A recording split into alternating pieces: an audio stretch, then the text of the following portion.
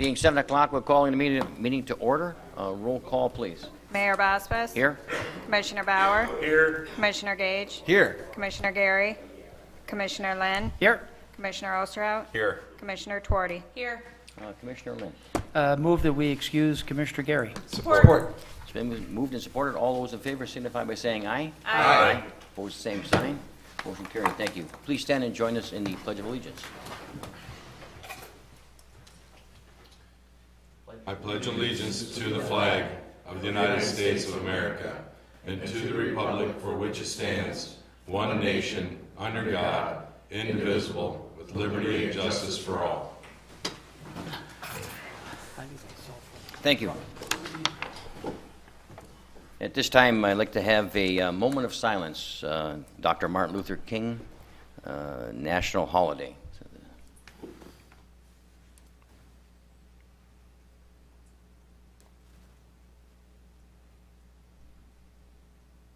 Thank you. Okay. I would ask those with cell phones if they would please put them on vibrate or silence them. We would appreciate it. Item number 1 is a public comment on scheduled agenda items. Any person may reserve time on an agenda item not to exceed 3 minutes per person. Is there anyone in the audience like to make a comment on an agenda item? Yes? Parking. The parking? And why don't you give us your name?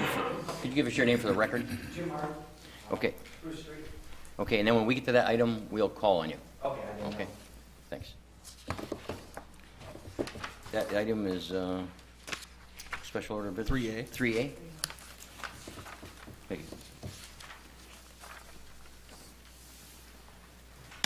you. Consent agenda, Deputy City Manager.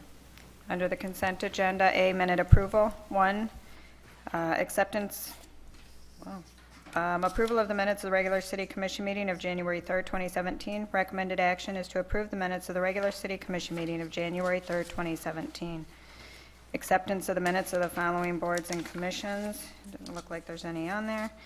And item B, appointments and resignations. 1, appointment to the Zoning Board of Appeals. Recommended action, appoint Steve Twardy to the Zoning Board of Appeals to fill the balance of a term to expire June 1, 2017.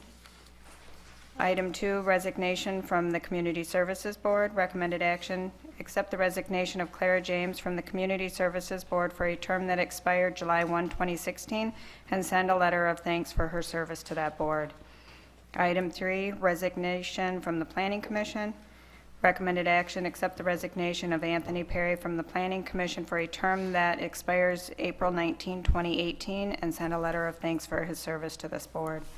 Item C, communications. 1, from the Sioux Salmon Derby Group, authorization to sell liquor on city-owned property for the I-500 snowmobile race.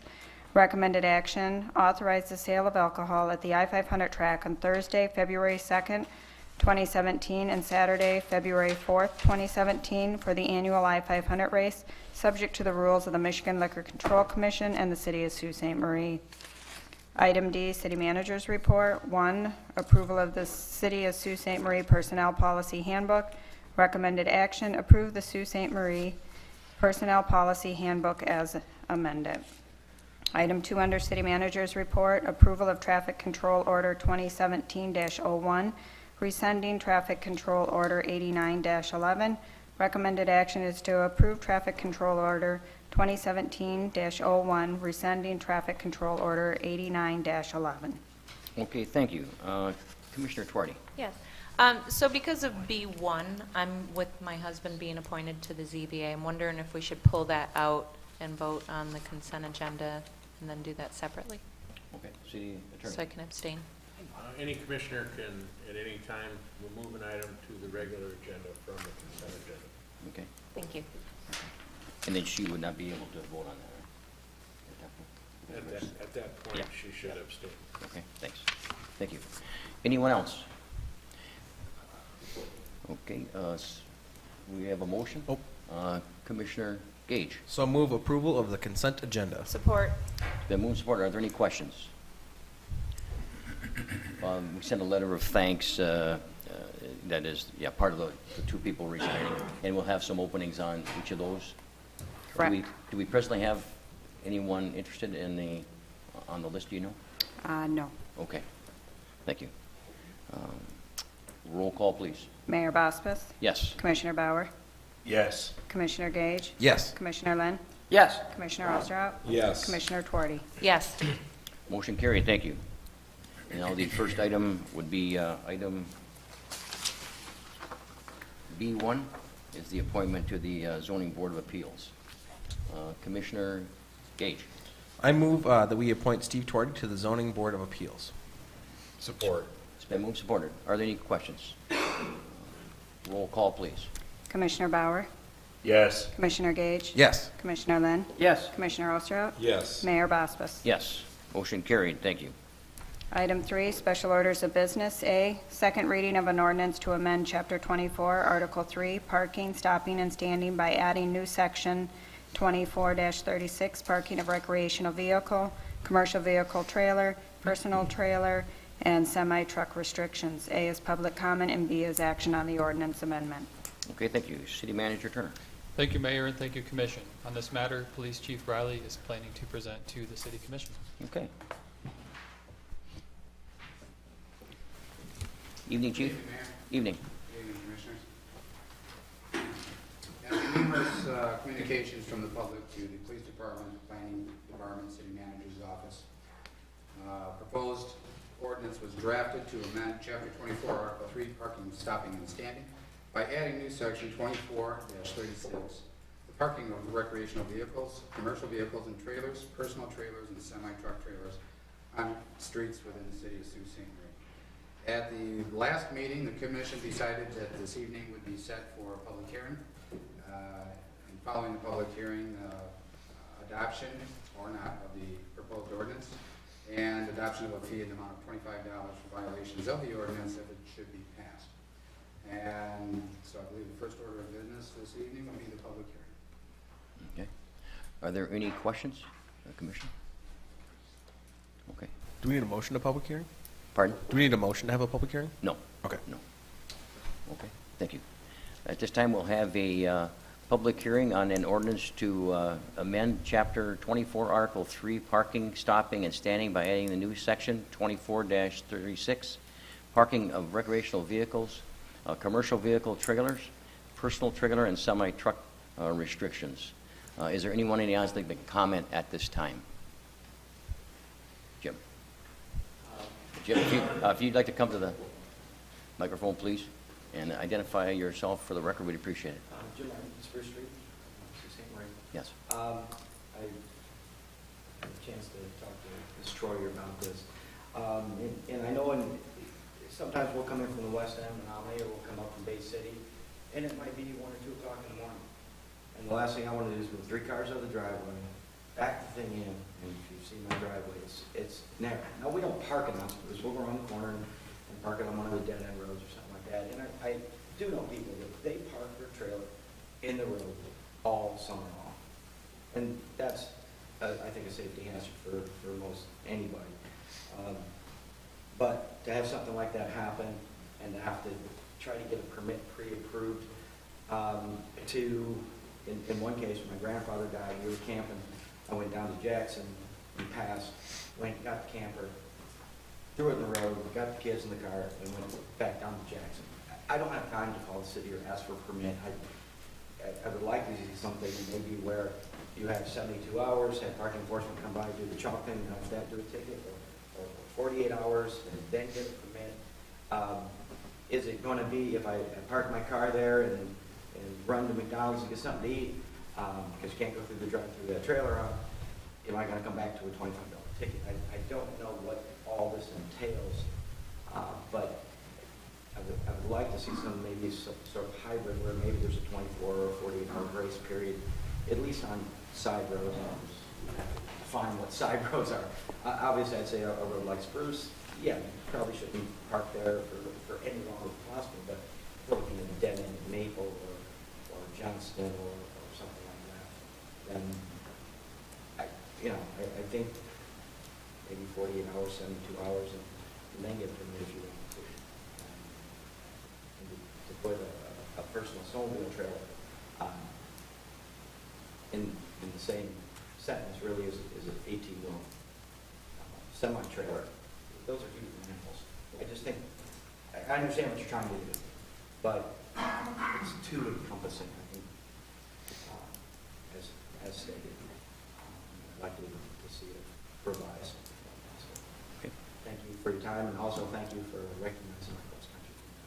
It's quite a thrill for those kids. Always. Great. Thank you. Have a great weekend. Thank you. Anyone else?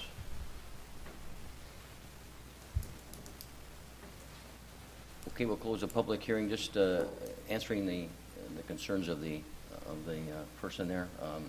The overnight, if someone moves, what's the ordinance, how does the ordinance read at this point for the, just to answer, at least give some clarification for what he was talking about? Thank you, Mayor. At this point in time, the ordinance language itself provides that a recreational vehicle or personal trailer may not be parked on a street or highway longer than 48 hours in total per calendar year without a permit. So under this structure, there would be a total of 48 hours, and then it would move into the portion of the ordinance in which a permit would be required, and those permits could be obtained for 72 hours on 4 separate occasions, as long as those are not consecutively issued. Okay. Thank you. Okay. That concludes the public hearing. Let's go over here to this side. Commissioner Osterhout. Yes, I so moved. Oh, is this going to be in the 3 parts then? Oh, I'm sorry, there's 3, that would be 3 individual motions. Yes.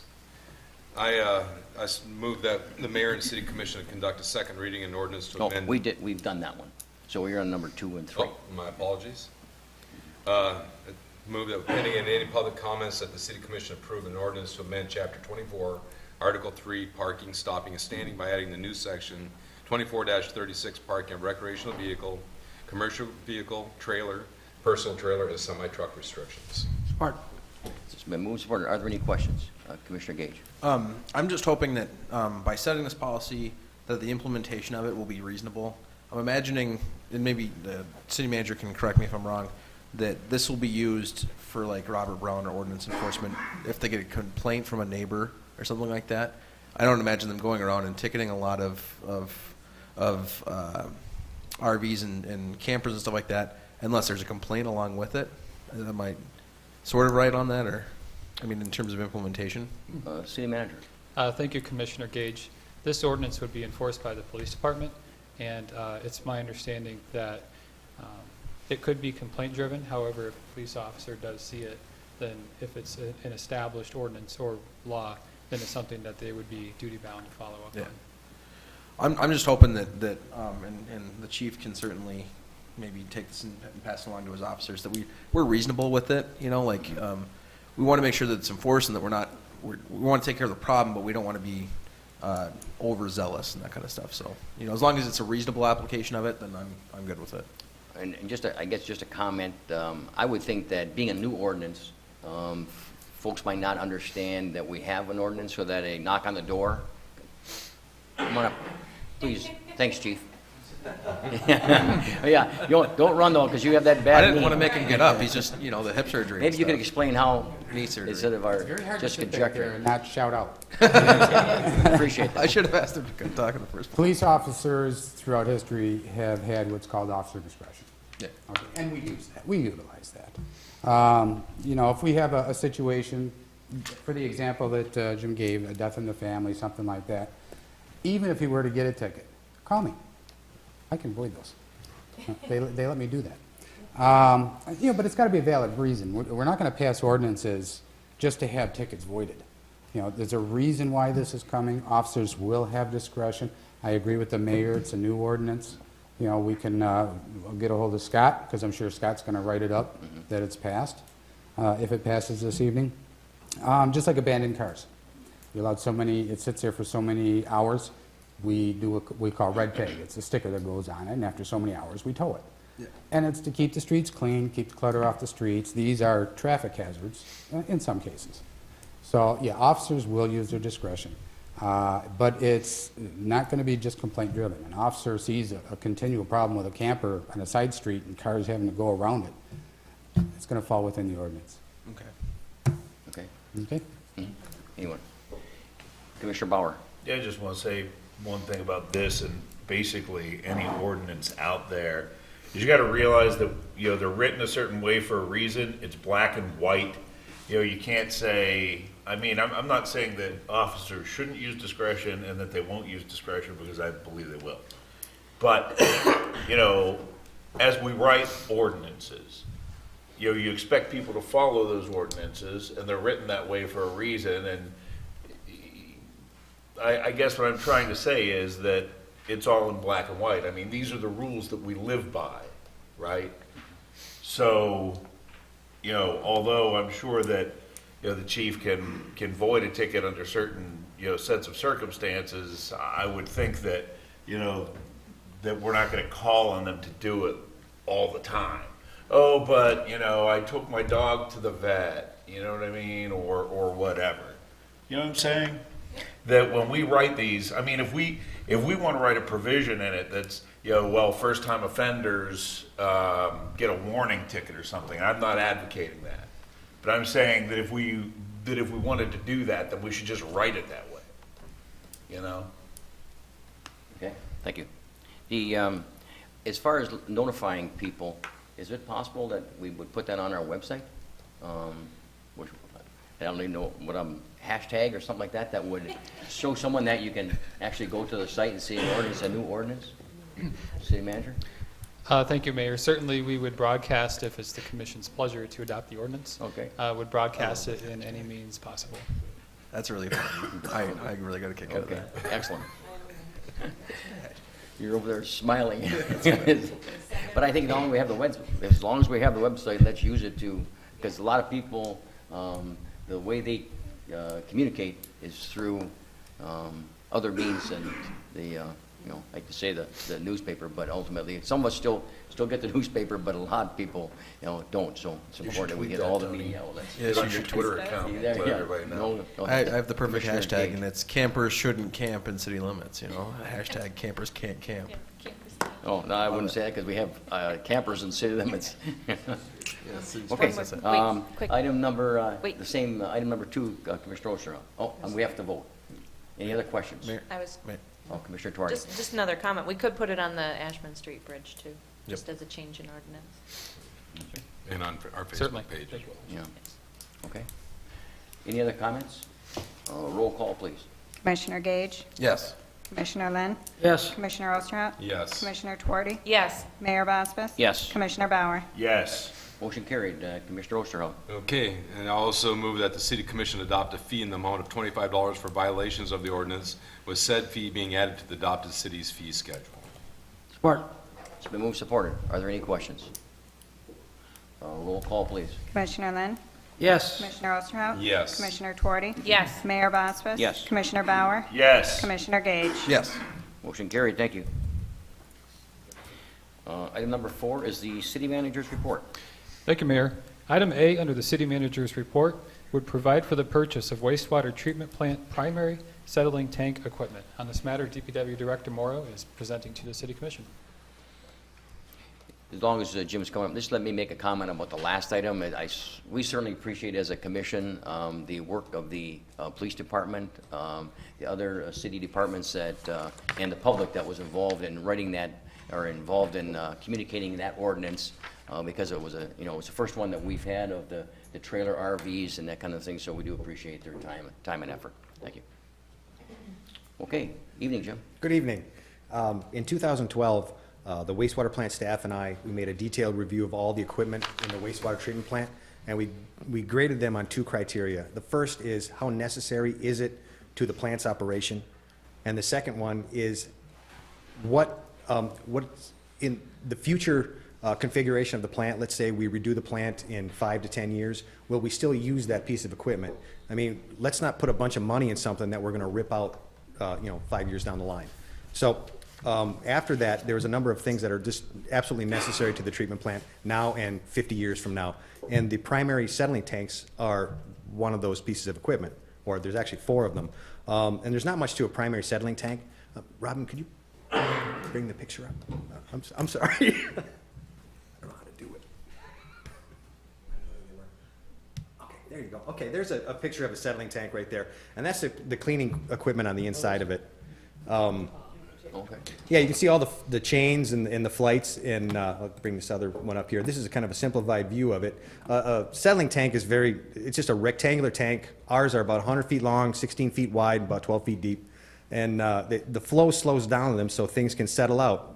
And this cleaning equipment, it goes on chains and sprockets, and these flights, these long bars here, just slowly move along and dump it into a hopper where it's pumped away. So what we're doing is, on the 4 of our tanks, we're replacing all the cleaning equipment. Now, the cleaning equipment is still from 1959, in the original construction of the plant. We've replaced 2 of the tanks already. One in 2015, one last year in 2016. We're recommending we do another one this year and one next year. That'll clean out that project. Now, we've gotten bids on, excuse me, I'm jumping ahead. We're doing all the work in-house. We're buying all the equipment, the flights, the chains, the sprockets, the wear pieces, and then the staff is ripping out the old and putting in the new. We've gotten bids from contractors to do it, and it runs about $60,000 a tank for a contractor. We're doing it for about half that, so the total savings from staff doing that in-house is about $120,000. So it doesn't sound like a lot right off the get-go, but if you do it over the course of the project, it's significant.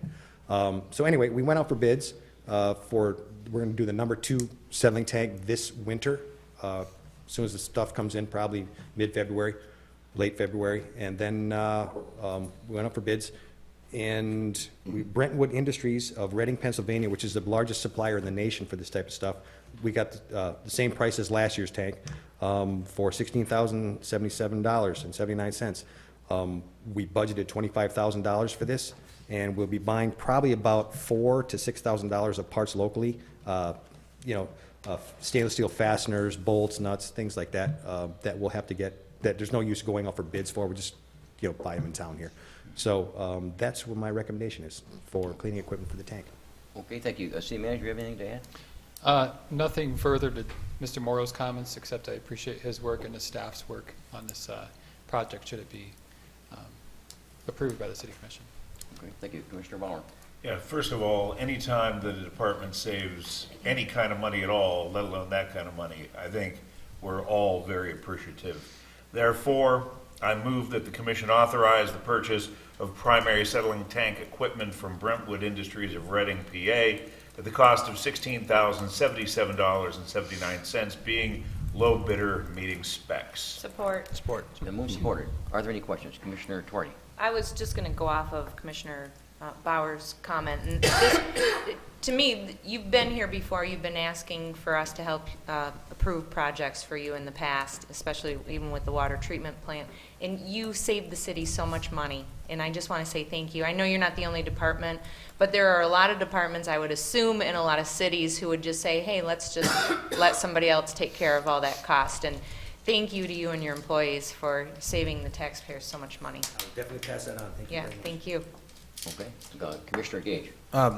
Same comments and things like that. I can't believe that it's the same original arms from 1959. And I mean, I think, in fact, that's the year that Commissioner Lynn was elected to the commission for the first time. So And he it's good still that has we're the same arms too. It's good that we're replacing them now and getting them taken care of. So Well, there have been bits and pieces replaced over the course of time, but majority of it is 60 years old. So. Any other comments? Thank you. I'd sure like to. We've cleaned a lot of sludge out of there. In 1959, it's been a very good piece of equipment. There's a lot of sludge up here. Yeah. We have a motion and support. Roll call, please. Commissioner Osterhout? Yes. Commissioner Twardy? Yes. Mayor Bosfus? Yes. Commissioner Bauer? Yes. Commissioner Gage? yes. Commissioner Lynn? Yes. Motion carried. Thank you. Item B, under the city manager's report, is to accept and place on file the waterfront redevelopment study reports. On this matter, city engineer DeSista will present to the commission. Evening. Good evening, Mayor, Commissioners.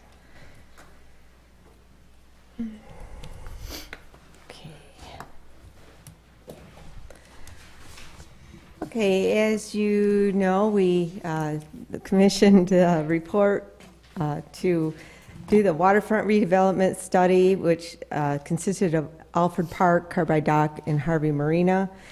We did receive a grant, a $30,000 coastal zone management grant from the Michigan Department of Environmental Quality Office of Great Lakes. And also that was a 50% matching fund. We had 30,000 of city funds. The grant tasks were to do a structural inspection of an analysis of the Carbide Dock, including, when we talk about the structural portion of the Carbide Dock, we're also including Alfred Park as part of the same dock, and also to obtain stakeholder and public input on the future uses of these properties.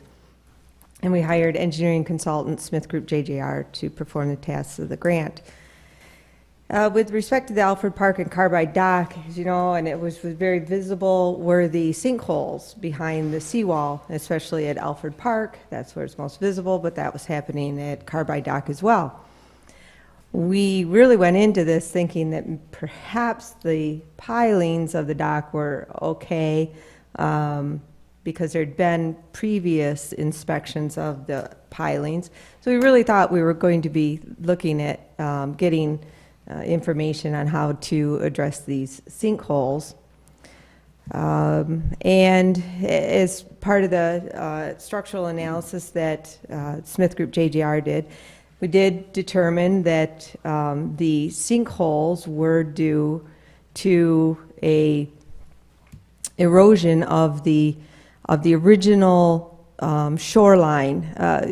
This dashed line right here, this dashed line here would have been the original shore, and it has eroded over time underneath the dock to then to this shoreline, and as a result, the sinkholes were caused by soil washing out behind the concrete slab. So that was the part of the sinkhole analysis, which turned out not to be our biggest problem after all. Once they did the analysis,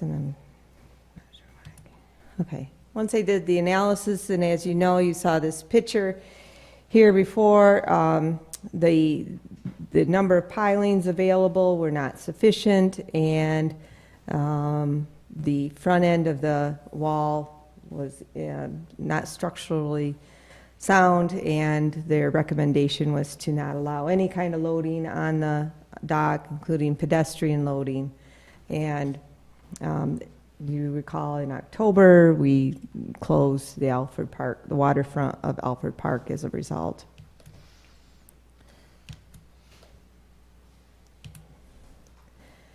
They also looked at the Harvey Marina, not so much from the standpoint of evaluating the condition, because we all kind of know that the condition of the Harvey Marina is poor as far as the slips.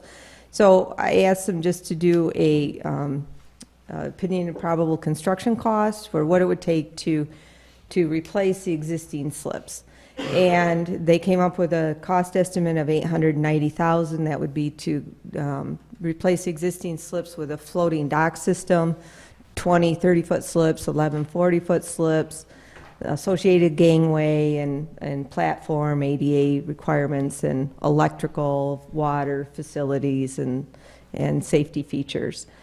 So that the actual evaluation of Harvey Marina from a physical standpoint, this was all we did for the study, but it was included in the public input portion of the study. So then as you know, then the stakeholder and public input sessions were held. There was an open house on October 4th, and 23 attendees who signed in. There might have been more that attended the open house but did not sign in. Then they conducted stakeholder meetings, and the stakeholder meetings consisted of staff, elected officials, federal agencies, private enterprises, and others. And then we had an online survey, and we had 412 responses from the online survey. So the responses altogether were very good, I think, for a survey of this type. And just under 80% of the respondents to the survey were actually City of Sault Ste. Marie residents And so less than 20% were outside of the city, or just over 20% outside of the city, but still responded that they utilized the waterfront. So as a result of the stakeholder and public inputs, this is all going to be available online to the public, and I believe you all received the studies as well. But the main key was that public access is important to accessibility to the waterfront was important. We need a waterfront with a strong identity as part of placemaking, boat launching, fishing access for people of all abilities. Beautification, overall maintenance is important, and a strong desire to attract more tourism, and that would support the local economy. And invest wisely in our infrastructure, and to be sure and include the public in the decision-making and planning process. In particular, the Alfred Park, it was valued by the community, particularly for its access to the riverfront. It's seen as a good place to fish, or just park a car and watch the boat traffic. Over 36%, well, over 70% say they visit the Alfred Park occasionally or frequently. So we have a lot of respondents visiting Alfred Park. Carbide Dock, the results of the survey was kind of split on whether or not it should remain a commercial dock, but of course, as part of the stakeholder input, it was the importance of it as a commercial port facility was stressed, but the public survey was about 50%. In Harvey Marina, I think that the most important thing on Harvey Marina was the number of people that responded to the survey as far as if the Harvey Marina were redeveloped, which public amenities should remain. And the biggest respondents, 71% wanted the boat launch, 69% water access, bathrooms, and a kayak launch. There was nothing, or very few, then responded to that it should remain a marina. So as part of the, to continue on the discussions with the waterfront redevelopment study, next steps, of course, as part of your action is to accept the reports and place on file. But the DEQ, as part of our grant, would like us to still put it on the website and allow additional public feedback prior to your review at the annual goal setting session, where you will look at the report in more in depth at the goal setting. Any questions of Linda? Thank you very much. City Manager, do you have anything additional? Just that I appreciate the city engineer and staff that participated in the study, as well as the public that engaged with the survey and the input, and the stakeholders who also participated. Okay, thank you. Commissioner Lynn. Yes, I would so move that the City Commission accept the waterfront redevelopment study reports and place on file. And I hope this is one study, though it's going to be put on file, is not forgotten like so many, many others that have been put on file and have disappeared into Never Never Land.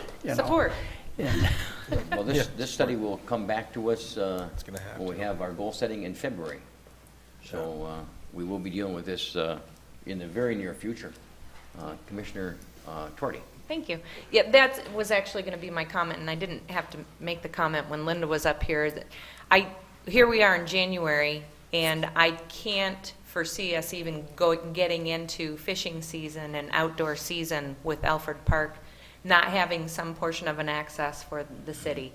And because it is utilized so frequently by so many different groups of people, I think this is something that I'm really concerned. I'm concerned about coming up with the money.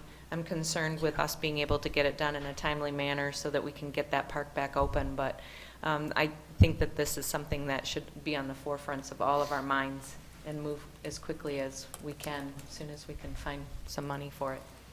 I think Commissioner Gage.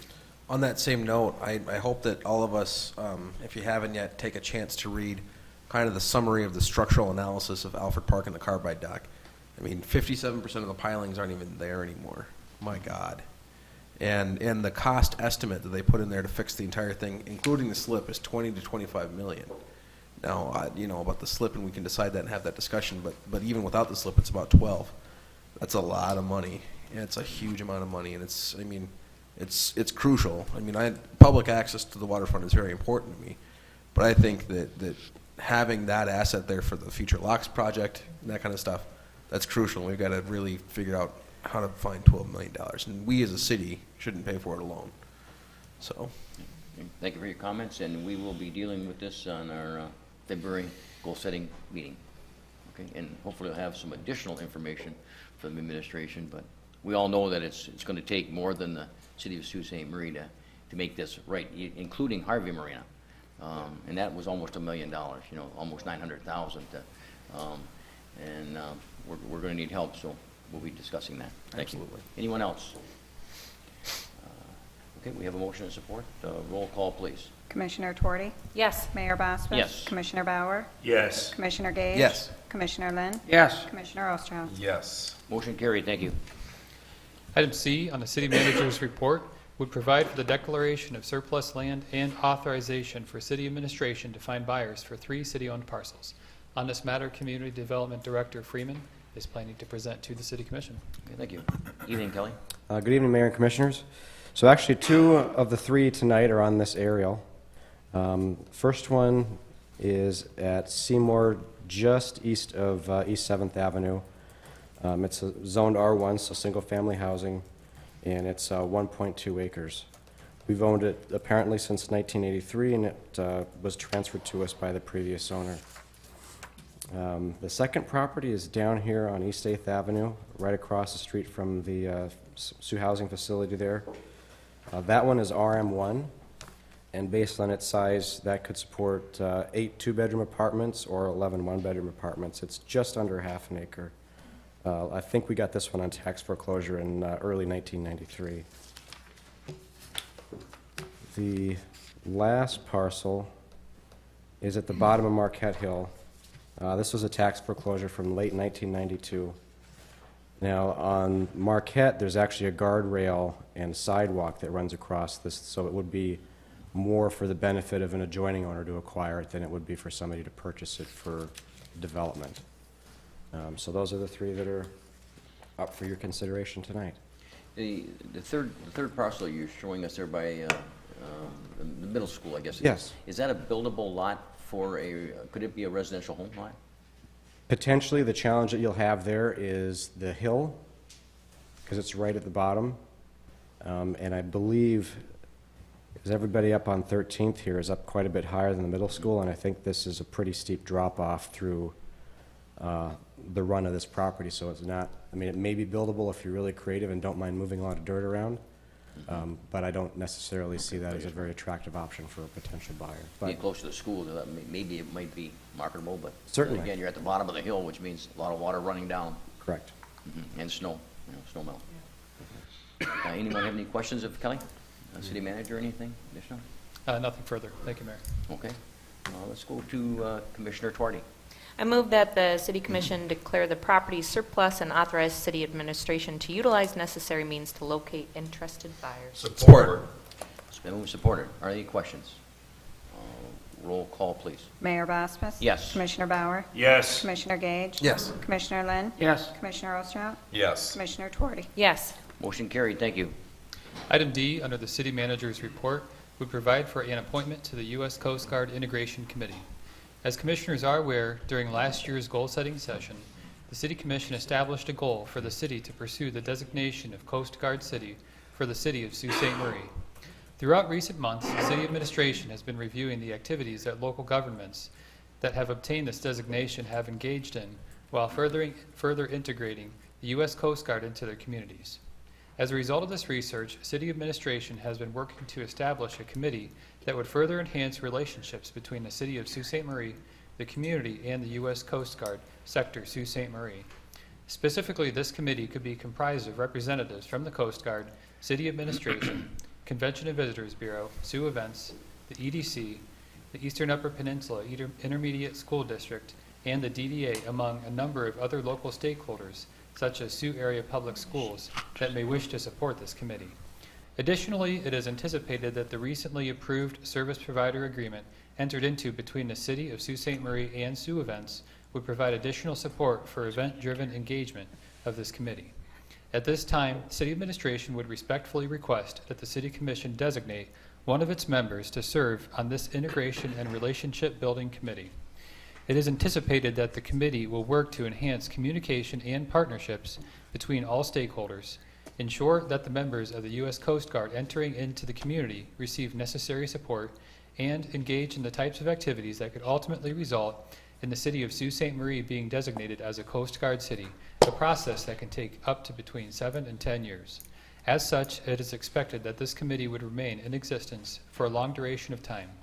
It's also expected that the committee would meet at least 3 or 4 times per year, and accordingly, it's my request that the City Commission designate one of its members to serve on the U.S. Coast Guard Integration Committee. Thank you, Mayor and Commission. Okay, thank you. We'll make it real easy. This was Commissioner Gary's item last year at the goal-setting session, and I've talked to Commissioner Gary, and he is willing to be appointed to that. So, Commissioner Lynn. I would so move that Commissioner Gary be appointed. Support. It's been moved and supported.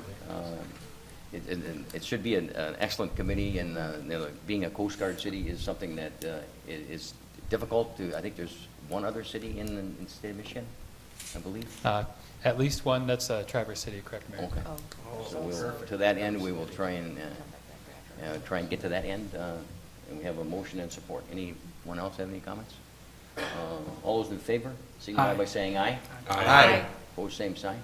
Commissioner Gary is our liaison. Thank you. Item E on City Manager's report would provide for the adoption of the 2017 to 2023 6-year capital improvement plan. On this matter, City Engineer Linda Basista is planning to present to the City Commission. Great.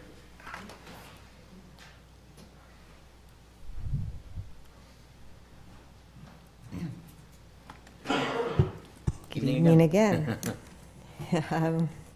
You have on at your spots the 2017-2023 capital improvement plan. Yes, we do. And you had a binder, nice and thick. I believe it's also available to you prior to the meeting online, and it will be online once you adopt it for the public as well. So if you don't want your book, we can recycle it, of course. So just leave it. So this will be our 5th 6-year capital improvement plan since we started doing them. And a capital improvement program is the process of identifying and planning for large-scale public expenditures. The capital improvement plan provides a baseline for the funding needed for major capital outlay. And the 6-year capital improvement plan is a planning document, not an appropriation of funding for any projects. And the appropriation process, of course, is done annually through the budget development review and approval by you, the City Commission. But as a highlights for the 2017-2023 6-year CIP, I added up all the proposed projects and equipment, and this plan contains $71 million worth, representing 125 different projects and equipment purchases. So obviously, it's very important to have a plan that then is reviewed, scrutinized, and projects are prioritized, because in 6 years, it's pretty unlikely we're going to be able to fund $71 million worth of improvements. The book is identified, the projects are identified by department and type, including buildings, infrastructure, parks, vehicles, and equipment. Now, as part of the ranking system, we do use a priority, a four-number priority ranking system. And priority 4 is considered an essential project. It's urgent, it has high priority that should be done if at all possible, and special effort should be made to find sufficient funding for projects in this particular group. Priority 3 would be desirable. It's still a high priority project and should be done as soon as funding is available, but obviously doesn't have as high priority as 4.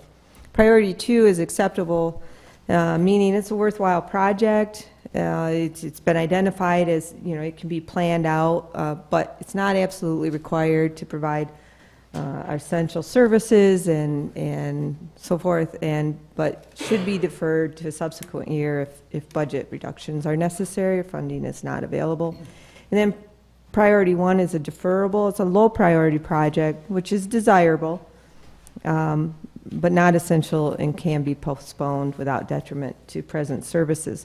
So this is a ranking system that the departments use when they submit their projects, and then a committee consisting of department heads and city manager rank the projects. So there's a committee ranking, and then independently the city manager also ranks projects, and this is the ranking system that is used.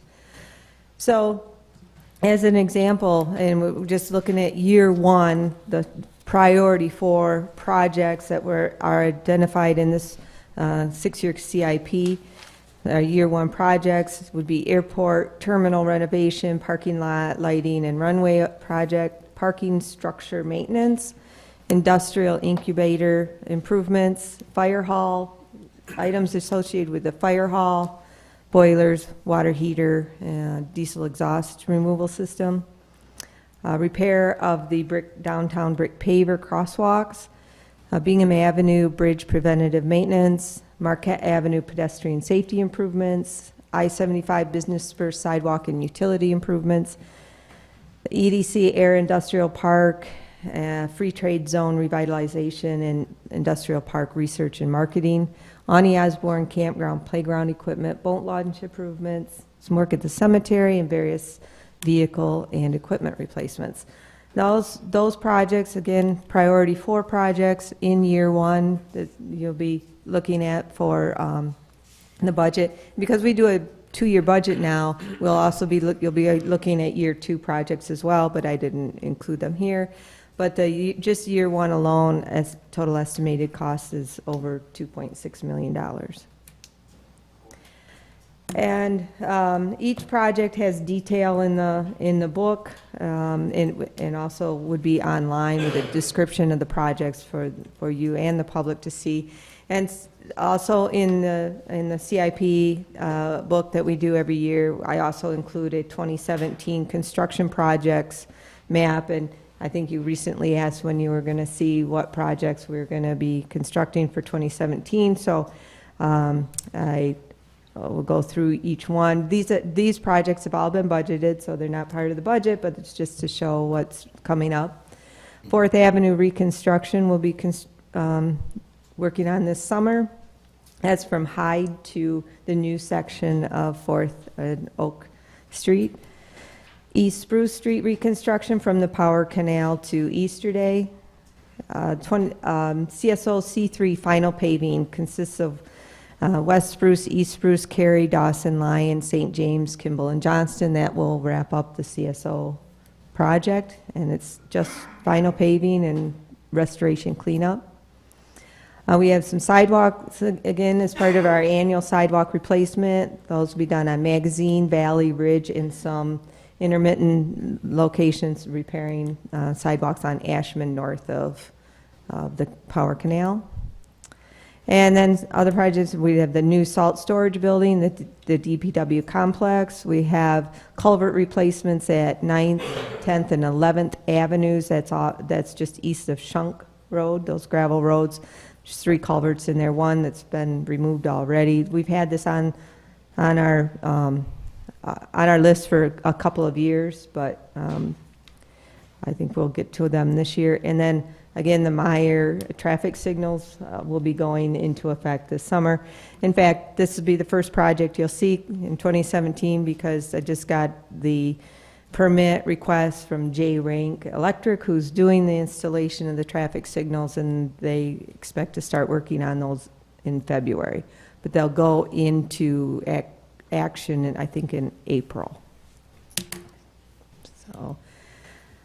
So until spring, this is what we have for construction. And so I would just ask that you accept the 6-year capital improvement plan and approve it. Okay, any questions, Linda? City Manager, have anything to add?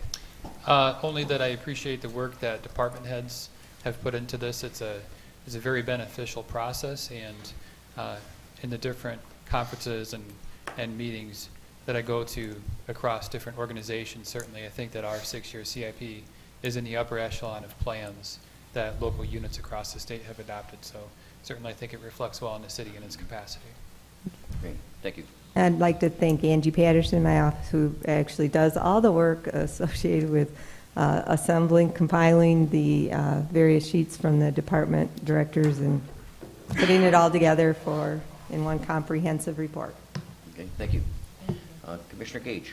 I move that the City Commission adopt the 6-year capital improvement plan from 2017 through 2023. Support. It's been moved and supported. Are there any questions? Awesome. Roll call, please. Commissioner Gage? Yes.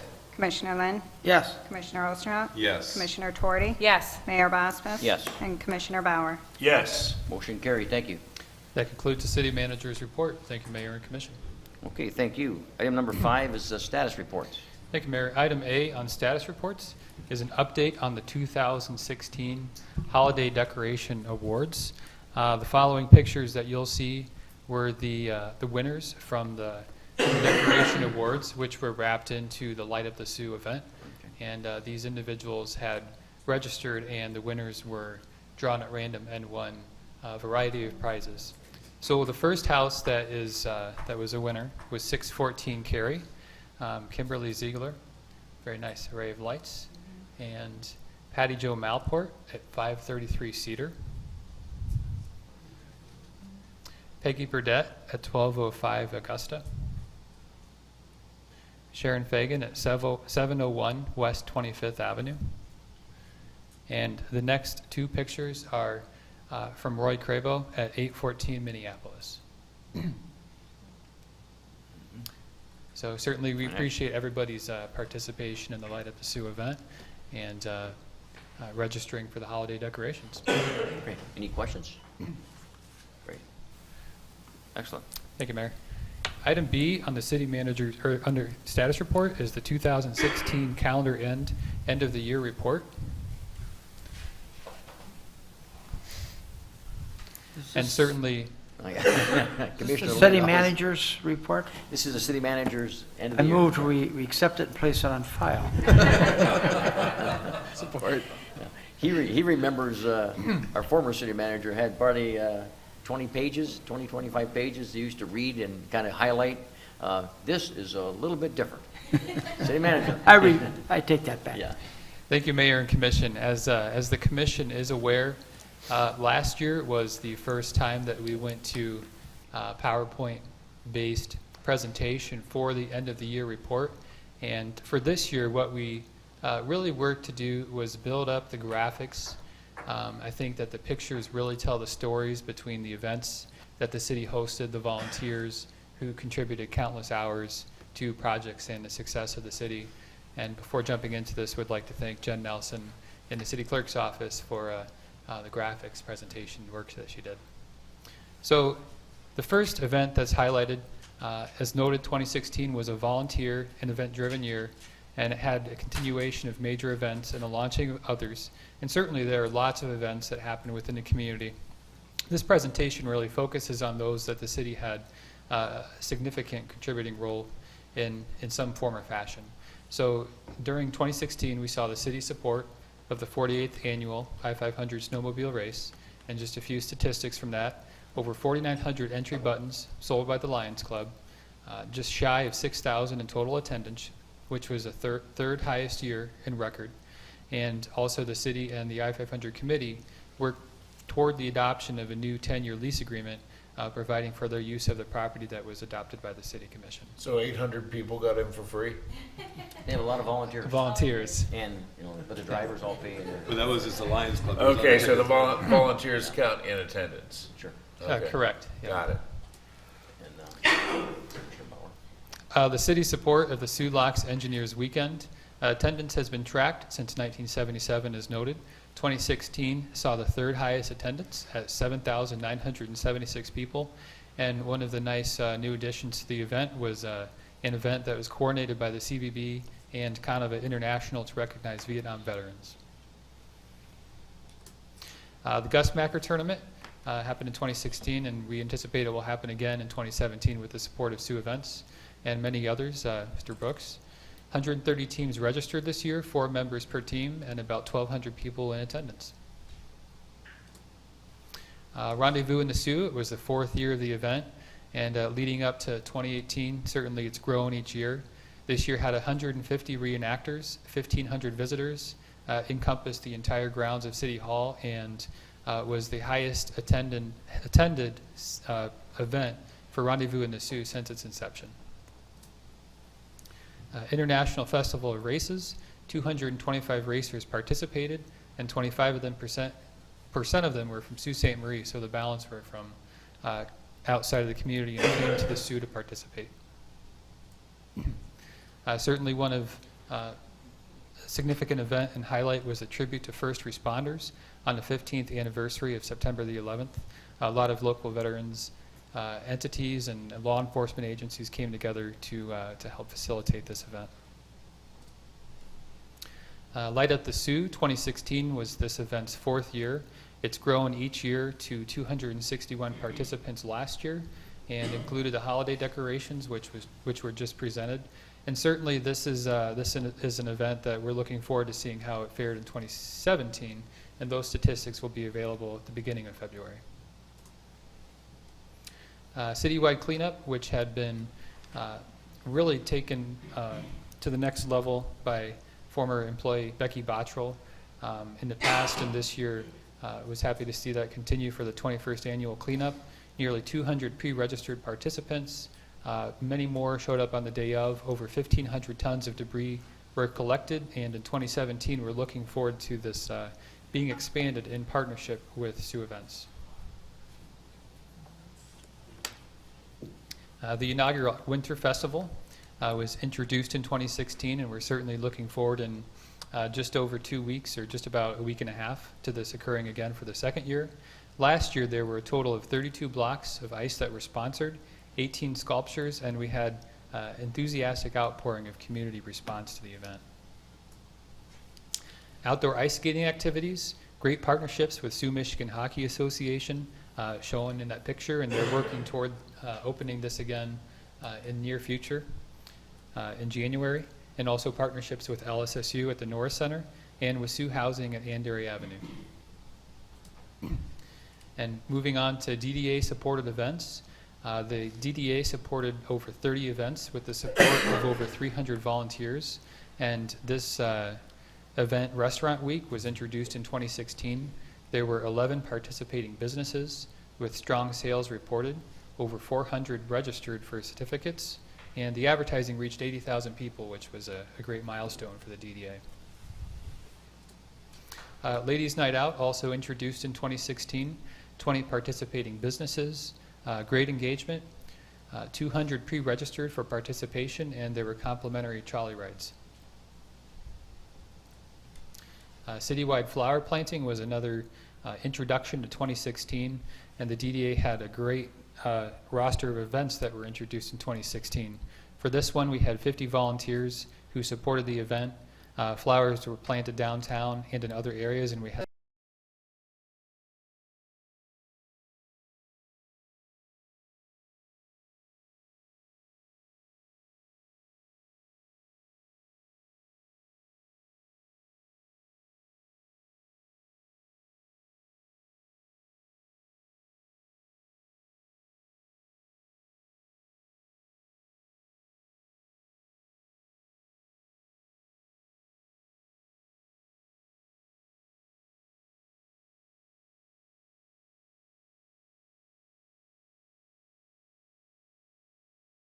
thousands of flowers that were planted and really helped spruce up the downtown and the city moving into the spring and summer. Music in the Park is a great partnership with the Army Corps of Engineers. 12 concerts were held in 2016, over 6,000 in total attendance, and over $6,500 in total donations. Certainly an event that is being planned as we speak in January. Certainly requires a lot of volunteers who put a lot of hours into it. Downtown Days had 20 downtown businesses participating. Over 50 local and regional vendors participated. Michigan Main Street hosted a booth, and there was approximately 5,000 people who attended the event. Small Business Saturday, this was the third year that the DDA supported the local implementation of this event, and the businesses supported the best sales day for this local Small Business Saturday since we began to track it in the 3 years. As in years past, certainly parades for Memorial Day, the 4th of July, and the Parade of Lights continued. And as a note, the DDA also supported Slash and Ashman, which continued in 2016 as well. And of course, the open houses, which had an annual estimated participation at about 1,000 people. As you can see, our CVB director, Linda Hoth, in the picture, having fun. The city, as noted, certainly looks forward to supporting these events in 2017 with all of the organizations and volunteers, and looking forward to the 350th anniversary of the French settlement of the Sault in 2018, and also helping to support the major push by the Sault Theater Project to complete substantial improvements at the Sault Theater. Switching gears to community partnerships, 2016 was also a year in which the city continued its long tradition of partnering with various organizations for the advancement of the community. To highlight the major activities, the city engaged in collaboration with the Sault Ste. Marie Tribe of Chippewa Indians on economic development, which includes projects of joint interest for infrastructure and other planning developments.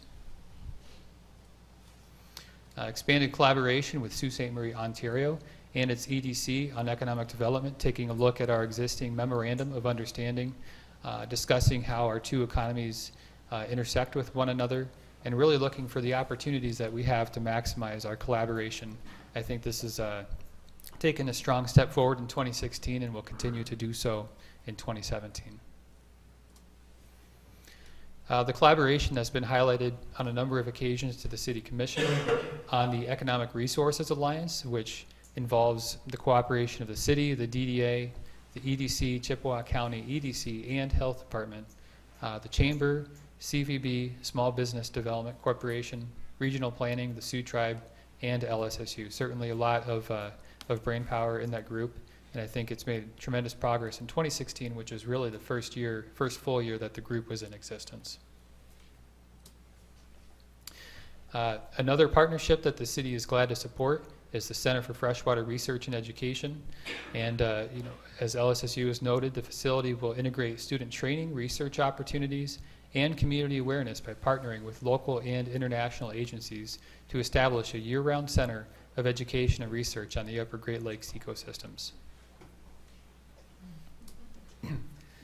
The city was also pleased to continue its lease agreement with Sioux Area Public Schools for the Ski Hill area, as well as expanded conversations about improvements to infrastructure to help improve pedestrian safety and really help promote safe crossings towards schools. An additional partnership, very pleased to highlight, is collaboration with Chippewa County, the Eastern Upper Peninsula Intermediate School District, and the Chippewa County Road Commission to advocate against the application of the dark store theory and to promote equity in taxation. This has been a significant project for city administration and the city attorney during 2016 and moving into 2017. Early 2017, expect this to move through the tax tribunal system.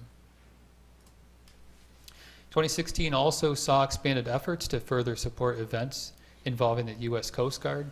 As noted during this meeting, the development of a community integration committee, attendance at various functions, and joint ice rescue training exercises involving both the Coast Guard and the Fire Department. 2016 also saw a great partnership between the Police Department and Families Against Narcotics to procure a 55-gallon drum pill incinerator. And certainly we appreciate the engagement that the department's had with Families Against Narcotics. A great picture there of another highlight from 2016 with the city and its police department and Police Chief Riley partnering with local veterans groups while having the city being designated as a Purple Heart community by the Military Order of the Purple Heart.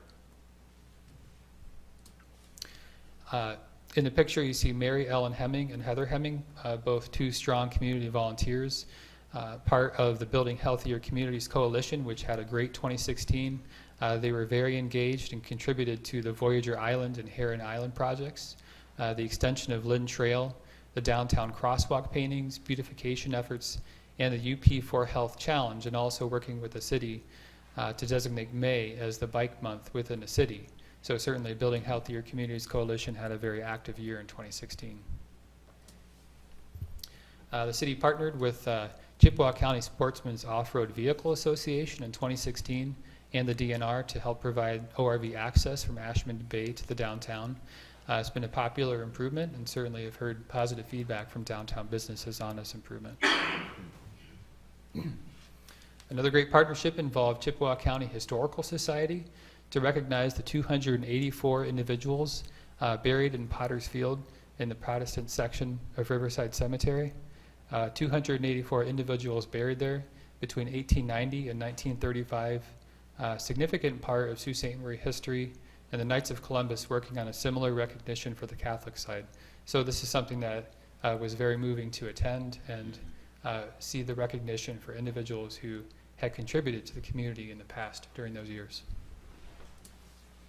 And a continuation of providing the bridge bus service in conjunction with MDOT and Community Action Agency and the International Bridge Authority.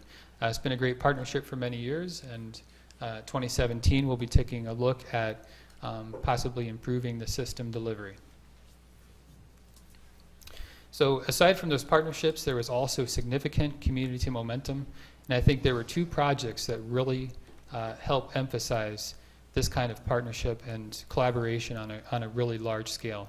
And the first would be the substantial work that was done by Mr. Denny Doherty and the Island Trail Committee, which included different organizations, the Rotary Club, Building Healthier Communities Coalition, regional plannings, young professionals, Chippewa County Community Foundation, the CVB, schools, and many others at the islands, Voyager Island and Heron Island, as well as at Lynn Trail. And the second major collaboration, including many of those same organizations and others, to help support the city's efforts to become a select level Michigan Main Street community, with the presentation to become the select level community happening in February.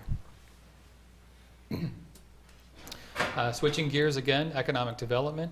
2016, the city and its partners made significant progress in how it continues to manage economic development.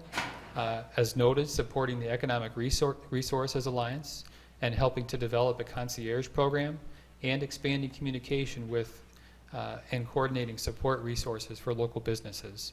And we anticipate that the EDC will be in front of the City Commission in February to launch the concierge program. Another significant development during 2016 was achieving 100% occupancy within the Breeder Building, certainly with the leadership from Jeff Holt and Tracy Leighton at the EDC, as well as the support of our partners at SMART and Small Business Development Corporation and LSSU. We've seen a lot of activity and engagement at the Breeder Building on Meridian Avenue. Another note of progress for economic development was relaunching the EDC's website to support a one-stop shop of development information. And as with any type of project, we hope that this streamlined source of information will help facilitate development, help answer questions that people may have as they go through the permitting or development process. Supporting Michigan Main Street activities, facade renovations, the mural installations, and crosswalk art installations. Engaging in long-term visioning for the assets and opportunities at Sanderson Airport, and also supporting an event that was promoted by the Sioux Pilots Association Small Business Development and the EDC to show the movie Planes at the Airport. It was great to see families, children being able to go out to the airport and enjoy it in a casual environment. And of course, positioning the city for certification under the Redevelopment Ready Communities program. This is something that the city is recognized as being engaged in the program, and MEDC is providing technical assistance to communities that are working towards becoming certified. And I think that the city of Sault Ste. Marie certainly has a very strong foundation for eventually becoming certified in the program. On the economic development front, of course, we've seen a couple of blows between the closings of Family Fare and Kmart, but certainly on the same token, we've seen significant investments. Sault Ste. Marie Country Club and Grill Room, 1901, Meyer, SIS Group, 727 School of Cosmetology, 906 Gym and Up North Nutrition, B Boutique, Boutique Sweet Cheeks and Lemongrass, Bump and Tot, Corner Pieces Autism Charity, Cree North, Family Dollar, the I-500 Committee, which is constructing its race operations and press building, Kohl's, Chris Doyle, Quanzer, Derek's Barbershop, Penn and People Gaming, Shad Miller, Farm Bureau Insurance Agency, the Salty Dog, Wise Owl Computers, and many others investing in the community, and certainly look forward to their continued success in 2017, as well as the significant investments that were made by Chippewa County Historical Society, UP Engineers and Architects, A Cut Above Salon, Lewinsky and Brewster, and Island Books and Crafts in the last 2 years, over $662,000 in improvements to the facade looks and the facades in the downtown. So certainly appreciate their continued investments and working through the program with the DDA director. And during 2016, the city and EDC were also awarded the eCities 5-Star Best Practices Award for development techniques and placemaking. And as a result, the city is one of the few communities in the program's history to receive this distinction 3 times. I believe there are only 2 other communities that have had this distinction. And certainly I think it speaks well to the best practices that the city and the EDC embrace in economic development. City Engineer Basista in the past has highlighted the construction projects, and just a glimpse back at some of these. Sidewalk replacements, 1,711 lineal feet along East Easterday, Seymour, Sheridan, and 4th Streets. Capital preventative maintenance on Spruce Street Bridge, the 4th Street Bridge, and West Portage Avenue Bridge. Capital preventative maintenance on Sheridan, West 3rd, and Tremps Grand. The milling and resurfacing of West Portage Avenue in 2016. The crush and shape and overlay of Prospect Alley. And pump station and pending traffic signalization improvements that are associated with the Meyer project, as well as substantial completion of CSO Phase C3 with the final paving to occur in 2017. And moving on to a number of different departments. Some of these have been noted before, but some have not.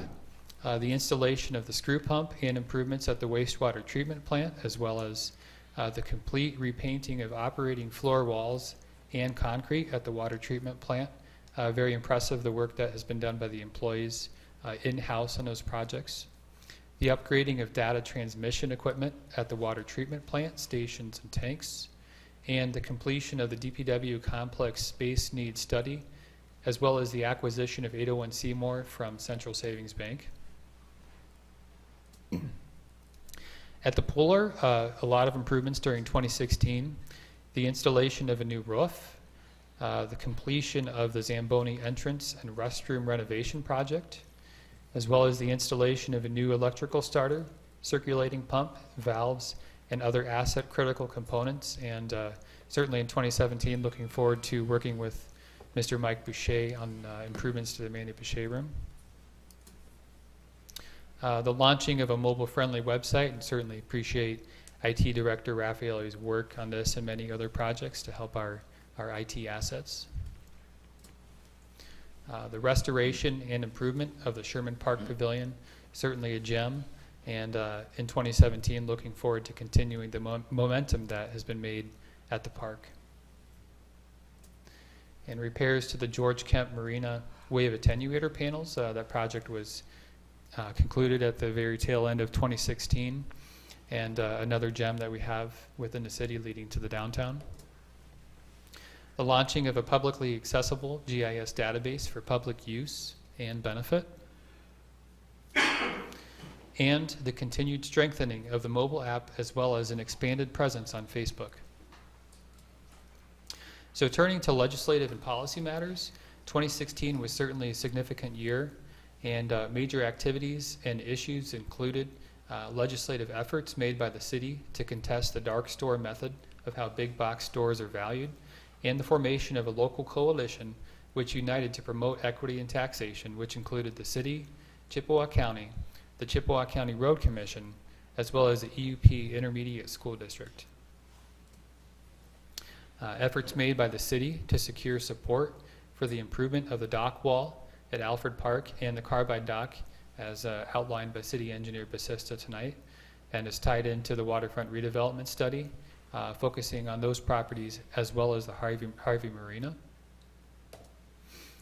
The support that's been voiced by the city for the study that will, in my opinion, certainly demonstrate the need for a second lock at the Sioux locks that will be able to facilitate reliable shipping in the future. Engagement regarding the reform of tax increment financing within the state of Michigan. Support for additional fire protection grant funding, with a note that the state did issue a 37% increase to existing funding. This has been a legislative priority for the city for some time, and with that increase, the funding formula is at about 50% funding, so certainly something we'll continue to articulate to policymakers. And of course, various discussions about revenue sharing, post-employment health benefits, and the critical importance of Pure Michigan to the Sault Ste. Marie economy, among other matters. Changing gears to municipal finance, during 2016, the city continued to strengthen the financial infrastructure of the city, and despite an over 6.8 decrease to the city's taxable value within the last 3 years, as well as a historic reduction of about 30% in revenue sharing since fiscal year 2002, both prudent resource allocation and best practices in management have allowed the city to maintain a stable general fund minimum fund balance that has increased modestly from 18.5% in 2013 to just over 23% in 2016, and has also helped to support the city maintaining its A+ bond rating with a stable outlook assignment from Standard & Poor's, and the city's refunding of the City Hall and Water Street bonds in 2016 to achieve net present value savings of over $363,000. Substantial activities that have been central to these efforts include a continuation of long-term financial forecasting, with some of the models ranging between 3 and 7 years, the continued implementation of a 2-year budget, the development and adoption of a municipal debt policy, the development and implementation of a capital projects budget policy, continuing compliance with the county, village, township revenue sharing program, the continued support of employees and administration for the distribution of PEHP funds, and continued health care cost containment by the Special Health Determining Committee. So during 2016, with our employees, the city welcomed the following individuals to the city team: Daryl Mayette with the Police Department, Jerome Gapczynski, the Police Department, Carson Duffy in Community Development, Keenan Winterowski in the Department of Public Works, Russ Lippanen in Department of Public Works, and Jeff Holt, as well as Tracy Leighton in the Economic Development Corporation, Natasha Dewey in DDA and Parking, and Lindsay Ellis at the DDA. And conversely, during 2016, the city witnessed the retirement or the departure of the following employees: Sergeant Lapine in the Police Department, Jason Wyma and Michael Whitney, both from the Police Department as well, and Lynn Schumbargers from the Police Department, as well as Alicia Carr in Human Resources, April Jones from DDA and Parking, Christy Weingarten from the DDA, Becky Bottrell from the EDC, and Kevin Garland and Ernie Gerke from the Department of Public Works, and certainly appreciate our employees. I think that we're a very strong organization because of our employees, and certainly the work that they put in, the care with which they approach their work. I think I see it every day and certainly appreciate their efforts. And similarly, we're a strong organization and municipality because of those who are willing to serve on our various boards and commissions, and certainly would like to take this opportunity to thank those individuals who continue to serve. We had a number of appointments during 2016, which included Thomas Toko, Tom Swanson, Robert Shimmons, John Saruk, David John, Christina Dennison, Jennifer Dunton, Gwen Worley, Derek Knight, Steve Gleason, Ken LaJoy, Craig Krauth, Gary Sharp, Rebecca Bolin, Paul Young, and Rachel McCoy. And during 2016, we accepted the resignations of a number of individuals from boards and committees, including Carol Boger, Marla Bunker, who transitioned over to the DDA, William Carr, Randy Pingator, Rachel Williamson, Kane Vandermolen, Sherry Brooks, Megan Kelly, Chris Zabo, and Dave Firak. So certainly 2016 was a significant year. A lot of projects, initiatives being undertaken, and 2017, certainly looking forward to continued work and city administration continuing to tackle the many projects that are in front of the community. Well, that was a tremendous report and certainly a very busy year. On behalf of the commission, we'd certainly like to thank the staff for their continued achievements. I mean, the amount of that work goes into a year, and years go by pretty fast. But when you put it in pictures, and this was all started several years ago by former city manager Spencer Niebel, and it was in a written form, and he highlighted it, and it was well done. And we used that report for a number of activities over the year, and I used it. We'd go on the Four Horsemen show and look at the synopsis. But when you look at a PowerPoint presentation, it kind of gives a picture.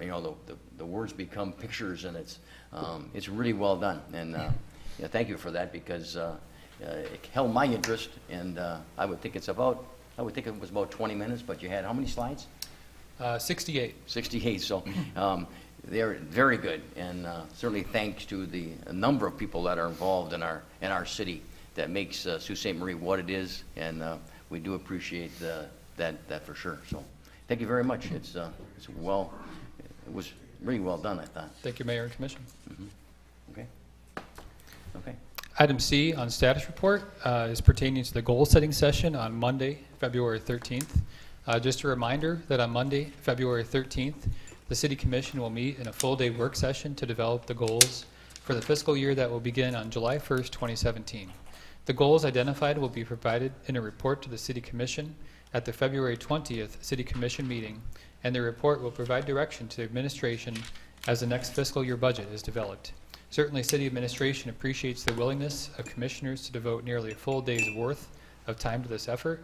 And as noted in the past, former Commissioner Bill Munsell will be participating, and certainly appreciate his attendance as well. Okay, great. Item D on status reports is an update on the small business exemption for personal property.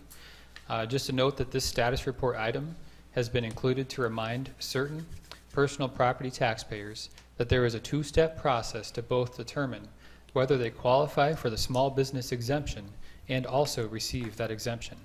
There are currently over 600 business owners with personal property accounts, and they should be aware that they may qualify for a small business tax exemption. The first step in the process is to determine if they do qualify, for which they have to complete the annual 2017 personal property statement. If the total true cash value of the assessable personal property that they or a related entity own, lease, or possess within the city is less than $80,000, they qualify for the exemption. If the business qualifies for the exemption, the 2017 personal property statement does not need to be filed with the assessing officer. Instead, the property owner will need to file an annual affidavit to claim the small business tax exemption. This annual claim for small business exemption affidavit must be received by the assessor no later than February 10th, 2017, and on that specific form, a postmark is acceptable. The second step in the process is if the property owner does not qualify for the small business exemption, which, to reemphasize, if they don't qualify for it, in which case they complete the 2017 personal property statement and return it to the assessor by February 21st, and for that, postmarks cannot be accepted. City Assessor Tina Fuller is here tonight. Appreciate her coming. The Assessor's Office is currently making all efforts to promote outreach on this to business owners, and has also sent a reminder about the first step, however, is unable to send out the actual forms because of a determination by the State Tax Commission. So we wanted to take this opportunity to highlight this. And business owners who have questions about the personal property taxation are encouraged to contact the Assessor's Office, which stands ready to assist citizens and taxpayers. Okay, any questions on that? Okay. And item E on status report is regarding the 2017 municipal election schedule, on which matter Deputy City Manager Troyer is planning to update the commission and community. Okay, Robin. Hello. As you know, this November, the 4-year terms of Commissioner Bauer, Commissioner Lynn, and Commissioner Twardy will expire, in addition to the 2-year term of Mayor Bospis. Some key dates for those interested in filing to run for office. The first deadline is by 4 p.m. on April 25th. Anybody interested must file a declaration of intent and affidavits. Packets can be picked up at the city clerk's office. We'll have those ready for anybody interested in running for office. The second date after the first filing is May 16th by 4 p.m. Nominating petitions have to be filed with the city clerk's office.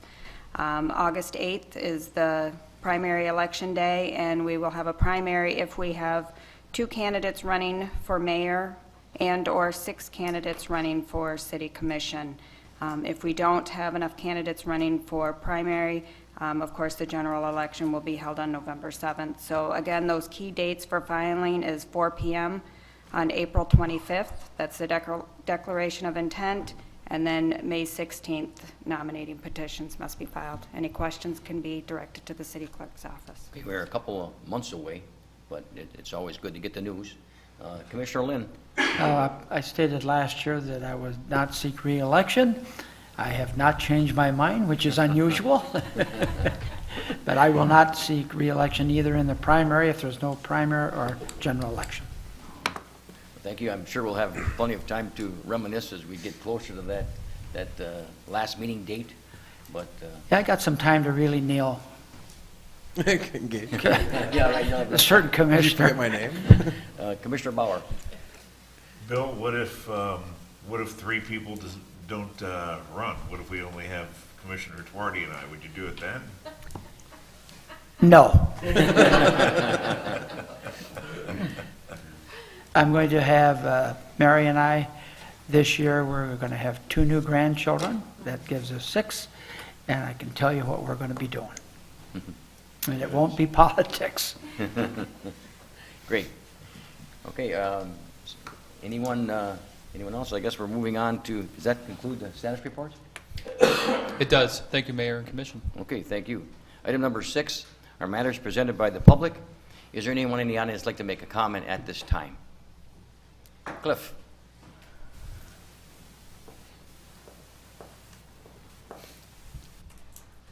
Good evening, Mayor and Commission.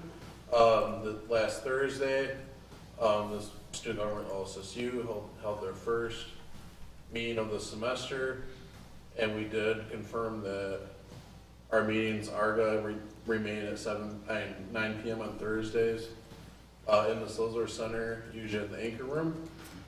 And the board wanted me just quickly to reaffirm all members of the commission and members of the public that are here that our commissions and our meetings are open to the public and to the commission for any meeting that we have for the rest of the year. In case no one was aware of that before. Just wanted to put that out there. I don't think I had anything else tonight, but just wanted to reassure everybody of that. Thank you very much. Thank you, Cliff. Anyone else? Okay, item number 7 is matters matters presented by the commission. Let me just begin by talking a little bit about some upcoming activities, and then I have the commission can chime along because I don't have all the information, and I wouldn't want to give it all, but I know a number of us are going to be very busy in the next several months, and then, of course, 2018, hopefully I have another term as mayor, and be able to lead the city in a lot of the different activities that'll be happening during 2018, because we know it's going to be very busy. Ice sculptures on, I believe, January 28th and 29th. Commissioner Tuarty, do you have some information?